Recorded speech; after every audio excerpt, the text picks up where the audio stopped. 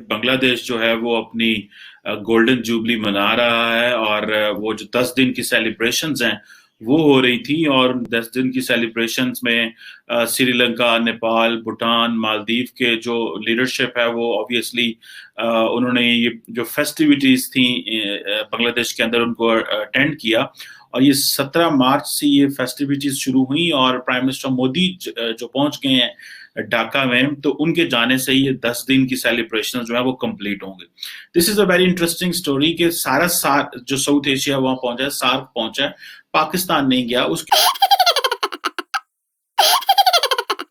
ऊपर क्या करना चाहिए उसके ऊपर भी बात करते हैं। लेकिन ये समझना होगा कि बेसिकली हो क्या रहा है, और इंडिया अपनी नेबरहुड फर्स्ट पॉलिसी भी इनके पास है कि अपने खित्ते में बड़ा इंपॉर्टेंट रोल प्ले करना चाह रहे हैं। नरेंद्र मोदी ने अपने पहले टेन्योर में जो है वो सारे सार्क के लीडर्स को बुलाया था। पहले दो ऐसी चीजें हैं जिनको अगर हम समझेंगे तो हमें पता चलेगा कि बांग्लादेश और इंडिया इतने करीब क्यों हैं। पहली चीज तो ये है कि बांग्लादेश में भी political stability to some extent रही है, एक आधा जगह मिलिट्री को मामला खराब हुए, और इंडिया के अंदर भी पॉलिटिकल स्टेबिलिटी रही है।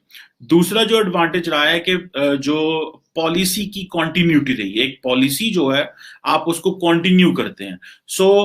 इस चीज ने basically political stability and policy का कंटिन्यू रहना जो होता है, ऑब्वियसली ये इस चीज ने हमें बांग्लादेश को और इंडिया को करीब रखा है। पाकिस्तान में पॉलिटिकल स्टेबिलिटी नहीं रही, पॉलिसी कॉन्टिन्यूटी भी नहीं रही।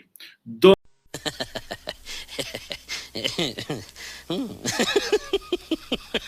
चीजें जो हैं ये मेरा ख्याल है हमें इस चीज पे फोकस करना है अगर हमें वाकई चीजों को बेहतर करना है। और नरेंद्र मोदी जी पहुंच गए, उनको प्रोटोकॉल भी बहुत मिला है, वो सारे जो सेलिब्रेशंस हैं इसके वो समझे मेहमान खुसूसी भी हैं, और उन्होंने सारे विजिट्स वगैरह भी करने हैं वहां पे। और नरेंद्र मोदी जी ने अपना वहां पे जो बातें की हुई हैं सेपरेशन के हवाले से, वो भी जारी बात है पाकिस्तान को तो अच्छी नहीं लगती, ना पाकिस्तान के अवाम को अच्छी लगती हैं, लेकिन बांग्लादेश को अच्छी लगती हैं। जब आप अपनी सिक्योरिटी की बात करते हैं, अवाम के साथ जो एक कनेक्शन की बात करते हैं, तो शेख हसीना वाजिद और उनके जो वालिद हैं उन्होंने वो एक दे कैरी द लेगेसी। वो नहीं चाहती कि मैं इस चीज को खत्म करूं, क्योंकि वो समझता है कि पाकिस्तान के साथ ताल्लुकात हमारे रहना कोई इतना इंपॉर्टेंट नहीं है। अब देखें ना, 1972 में बांग्लादेश एक गरीब मुल्क था, ऑब्वियसली जब बना उसकी जीडीपी माइनस में थी, और अभी बांग्लादेश जो है अगली एक डेकेड में तकरीबन दुनिया की 25 जो बड़ी इकोनॉमीज हैं उनमें बांग्लादेश जो है वो जा रहा है। बांग्लादेश जो है इंडिया के बहुत करीब है। इंडिया ने अपनी इंडिया फर्स्ट पॉलिसी इंट्रोड्यूस करा रखी है। हमें ये समझना है कि हम कैसे इस सारी इक्वेशन में आ सकते हैं। पाकिस्तान ने रिसेंटली जो बातें हुई हैं उन बातों का ये तो चलो फायदा हुआ है कि हमने इंडिया को बड़ी सिग्नलिंग की है, लेकिन शायद पाकिस्तान भी अभी बांग्लादेश के साथ उस तरह जो टॉप लीडरशिप है वो सिग्नल नहीं दे रही।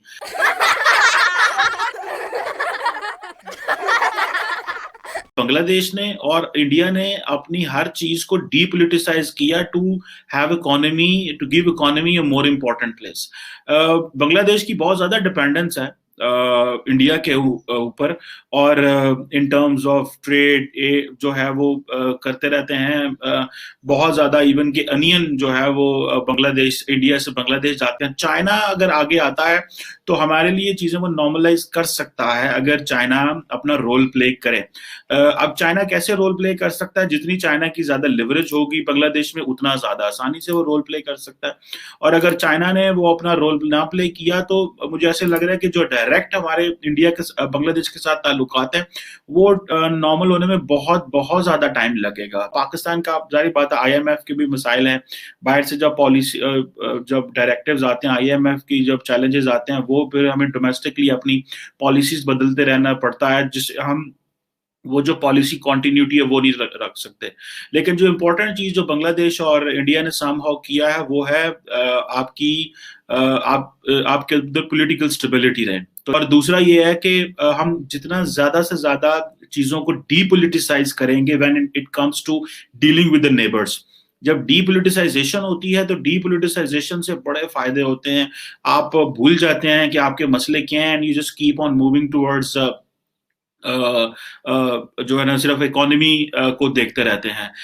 जिस तरह बांग्लादेश ने इंडिया से कोविड के हवाले से बड़ी मदद ली है, तो अगर हम चीज़ों को डीपोलिटिसाइज कर सकते हैं तो हम और बहुत सारी चीज़ों में इंगेज हो सकते हैं। कोविड के हवाले से इनके मसाइल भी रहे हैं बांग्लादेश के और इंडिया के, लेकिन वो सारी ये टेक्निकल लेवल के प्रॉब्लम्स होते हैं। स्ट्रेटेजिक लेवल पे जब मोदी जी पहुंच रहे हैं बांग्लादेश में और इतना ज़्यादा वो लॉन्ग टर्म वो इतना प्रोटोकॉल दे रहे हैं, इतना ज्यादा इनको एंगेज कर रहे हैं, तो that means a lot when it comes to it. So ये इस कोविड के दौरान में इन्होंने अपनी वर्चुअल समिट्स भी चलती रही और हाई लेवल जो इंटरेक्शंस थे दोनों ममालिक के वो भी होते रहे।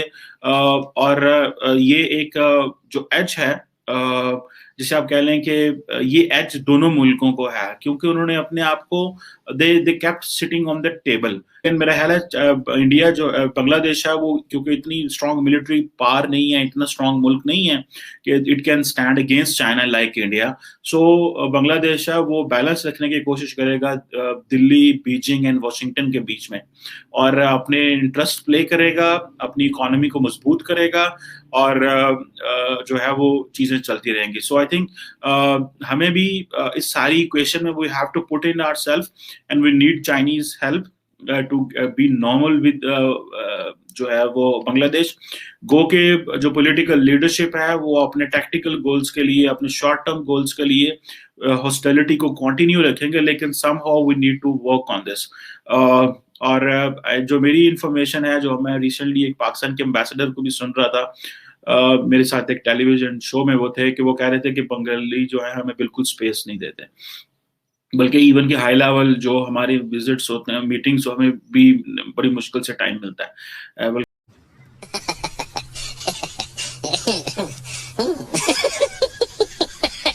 लेकिन ओवरऑल जो पॉलिसी चेंज है वो बांग्लादेश के अंदर नहीं आ रही, और वो पॉलिसी चेंज जो है वो तभी आएगी जब आई थिंक पाकिस्तान थोड़ा फाइनेंशियली स्टेबल होगा and the world will realise that we have to engage with Pakistan. So as long as we are in a position to keep ourselves more strong, more powerful, more capable enough, तो obviously जितने भी ममालिक हैं वो खुद ही मकनातीस की तरह खींचते चले आएंगे if we have to offer someone something. तो अगर लोगों को पता है कि यार अगर इतना ऑफर करने के लिए नहीं है तो चैलेंजेस तो रहेंगे।